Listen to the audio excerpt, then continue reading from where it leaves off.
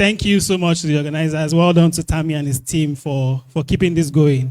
And thanks again to Mr. Emeka Nobis, Stewart, and Mr. Akpan for I just listening. I was just learning so much, right? Listening and listening and listening.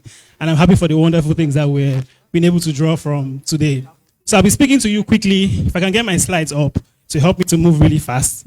So I'll be speaking to you quickly about how to leverage international opportunities as a Nigerian, but I broke it into a few sections.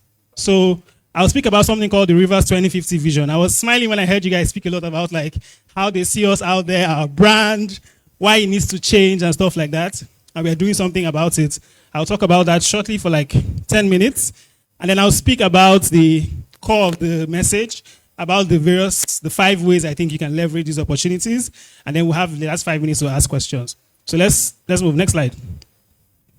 Yes, about the Rivers 2050 vision. Next. So in 2022, I was in Doha, Qatar for the World Cup. That's me there with my Made in Port Harcourt shirt. I was actually traveling to India for something else, but I got a chance to stop in Doha. And you know, you hear so much about the UAE, right? The UAE and you know the Middle East, everything happening there. But when you actually go there, for those who have been there, I think it begins to make a lot of sense to you. These are people who don't have water. It's a desert, hot desert, right? And in the space of Qatar, for the case of Qatar, in the space of 40 years, they've been able to transform that desert to a place where all of the biggest multinationals, international brands and companies in the world are fighting and begging to want to set up their own agencies there, right? In that same desert, they were able to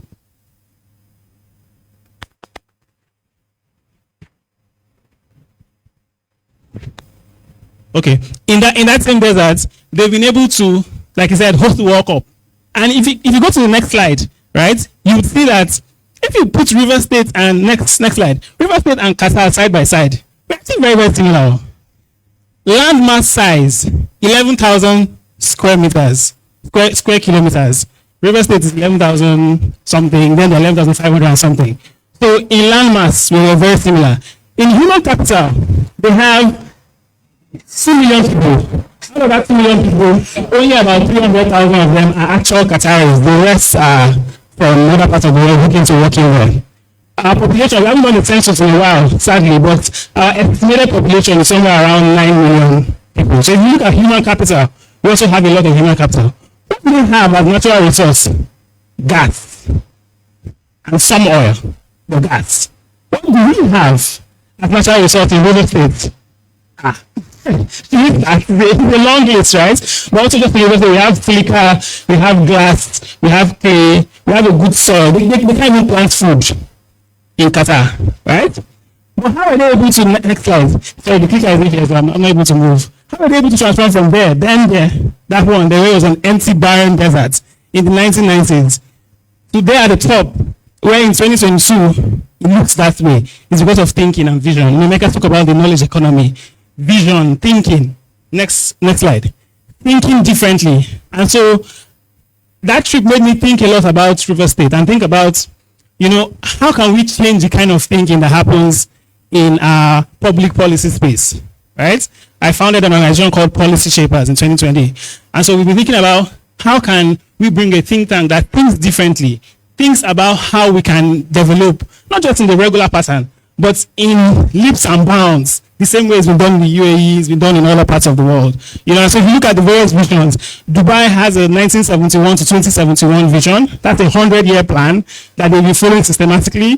Qatar has a national vision that they launched in 2008. It's called the 2030 vision. Kigali, if you've been to Rwanda, Kigali has their master plan for 2050. And Lagos, everyone talks about all the time. People talk about Lagos all the time, but like, if you work in the government space, you understand that Lagos actually has a plan.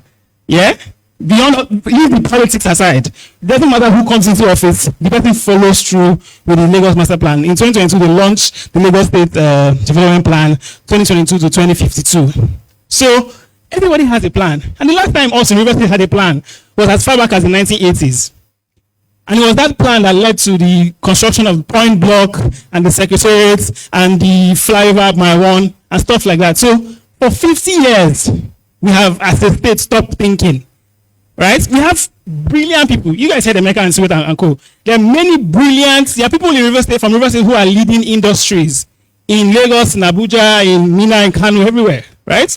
Brilliant people. But the state itself doesn't seem to have moved at that same pace. And so that's why we launched, move to the next slide, we launched the River 2050 vision. And we said in 25 years, how can we change the way our state is in the next 25 years? What kind of change in our knowledge economy?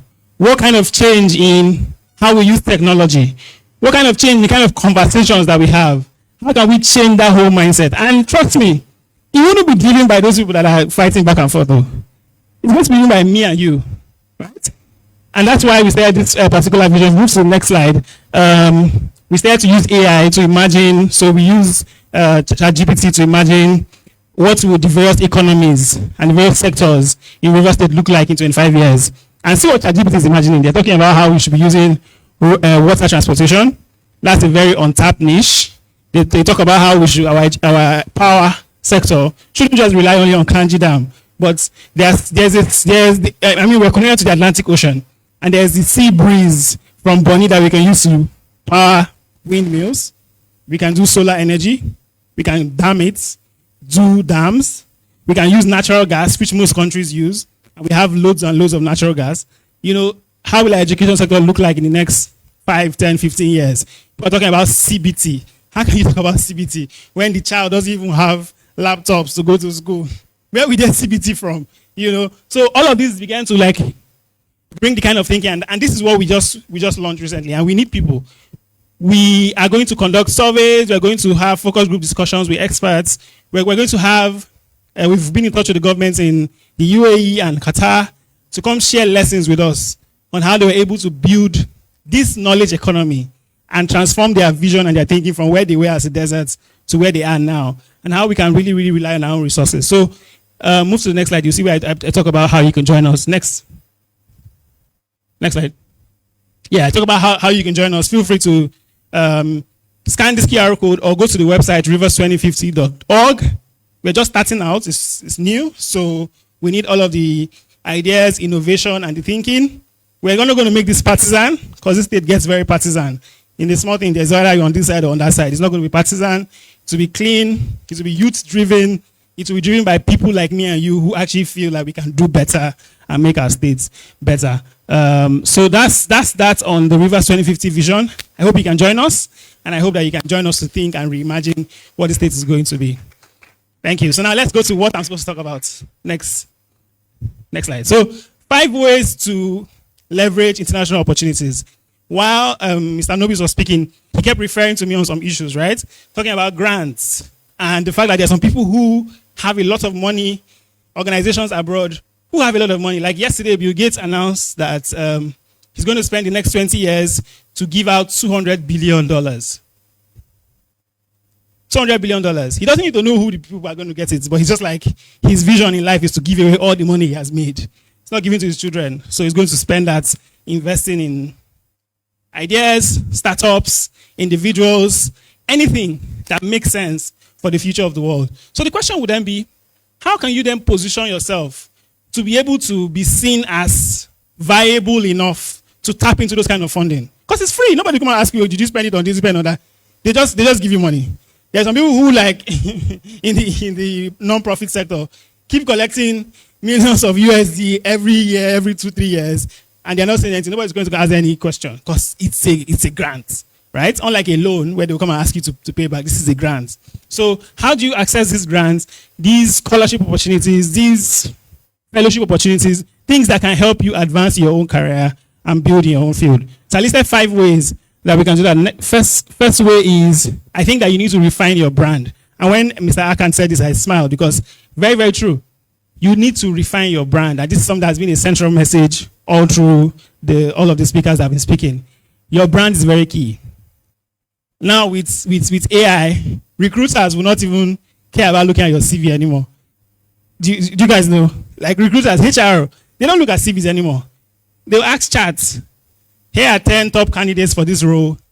check them based on the activity on the internet, and tell me who you think is best for it. And chat will run analysis and check your online profile, check the links that I've mentioned you.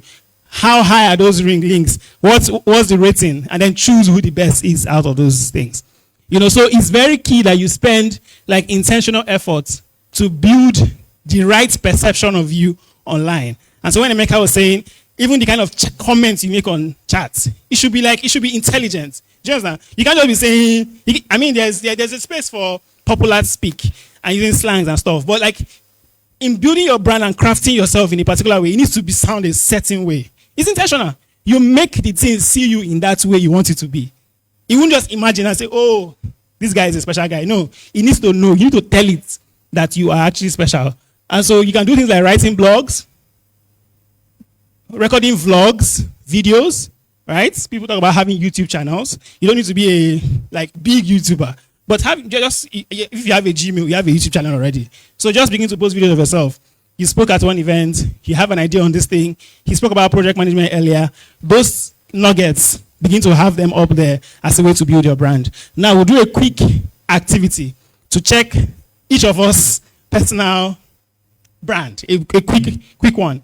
If you bring out your phone and go on WhatsApp, everyone search Meta AI. I'll give us 2 minutes to do this. Open your phone, feel free, take your phone, go on WhatsApp, search Meta AI. And I'll tell you the prompts that you're going to give to Meta. Move to the next slide. Same. The prompt I want you to tell Meta is, hi Meta, or whatever. You don't need to greet AI, by the way, sorry. Now me they do hi. Let me use the prompt the way I use it on my own phone so that it's easier. Because the one on the slide is from ChatGPT. I think Meta is going to be cooler, yeah?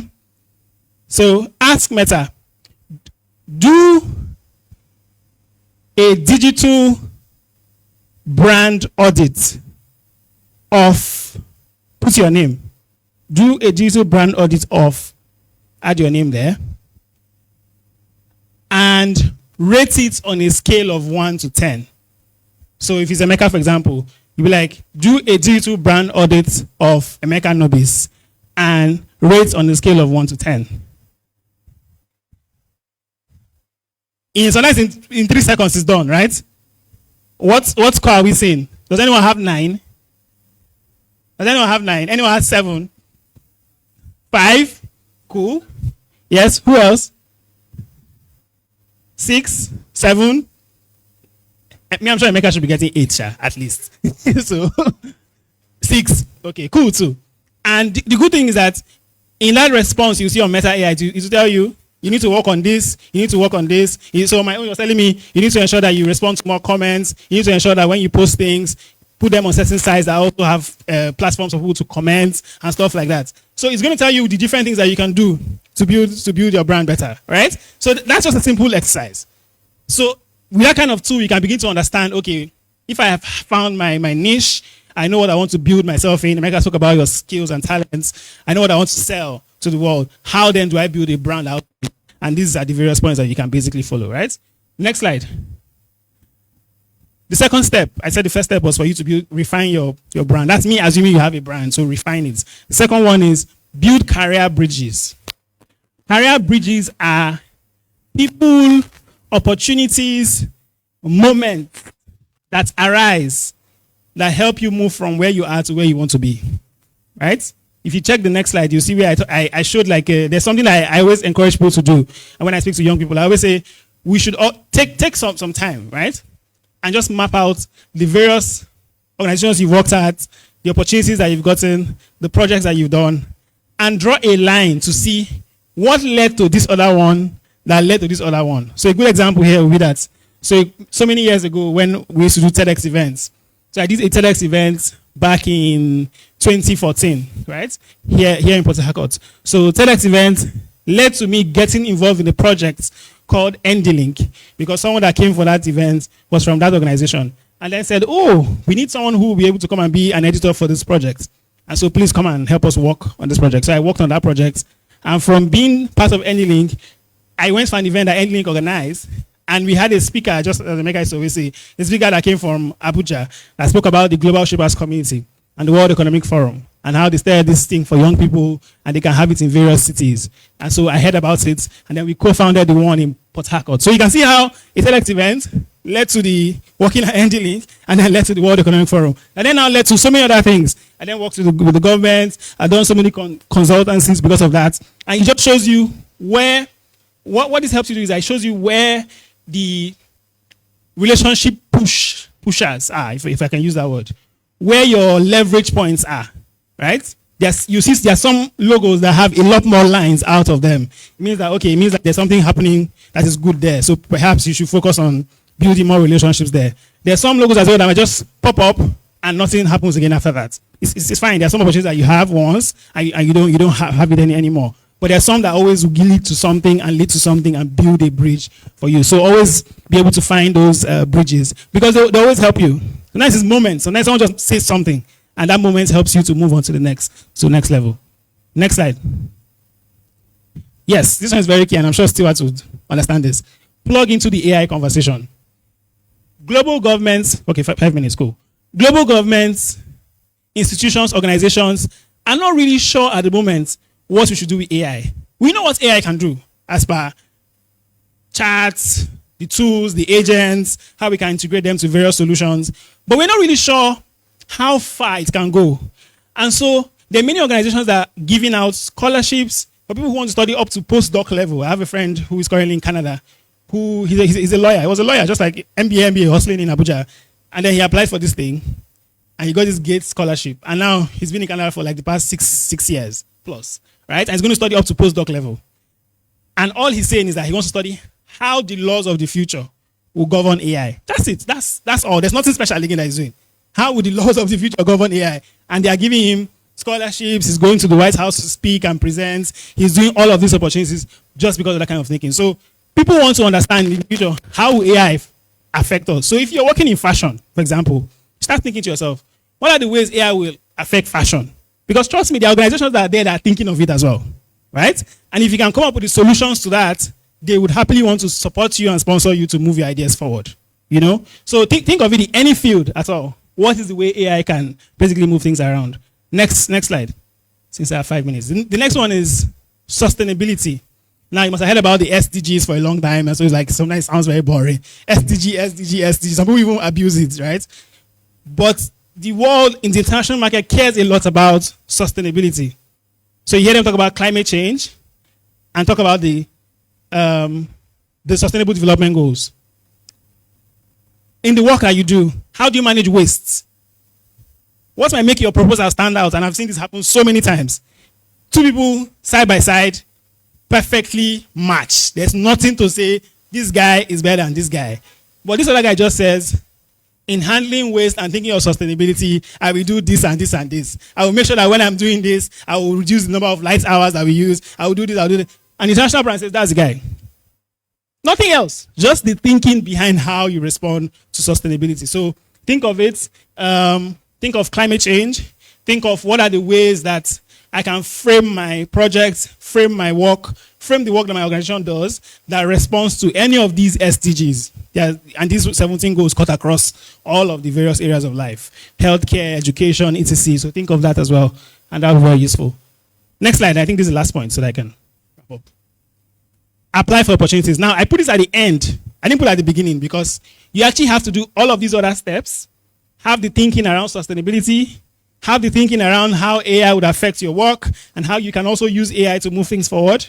Refine your brand, know what the gaps are, and also build on it. You know, so all of those points need to happen first before you start to apply for opportunities. Because if you go and apply for opportunities first, you get rejection. Rejection is to be hot very well. You get plenty rejection.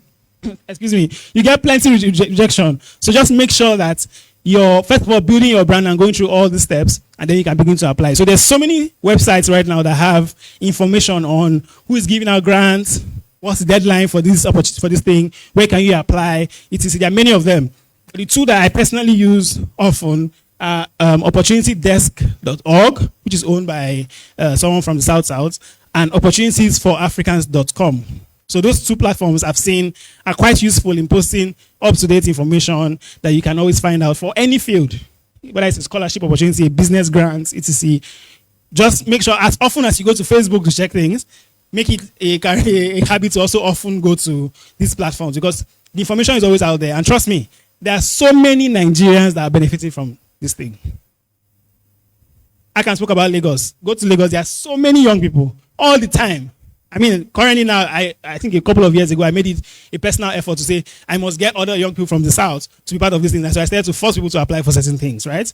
But I think that there's still potential for a lot more for us to do, right? There's so many people who are doing this, and those of us who are in the streams in the South need to also take advantage of the opportunity. So apply for them, put yourself out there, and I'm sure you're going to have a good benefit for it. So with those few points of mine, I hope I have convinced you that there's a market out there for the work, for the skill that you have. And I hope that you also leverage that market to move your career forward. Thank you. Thank you so much.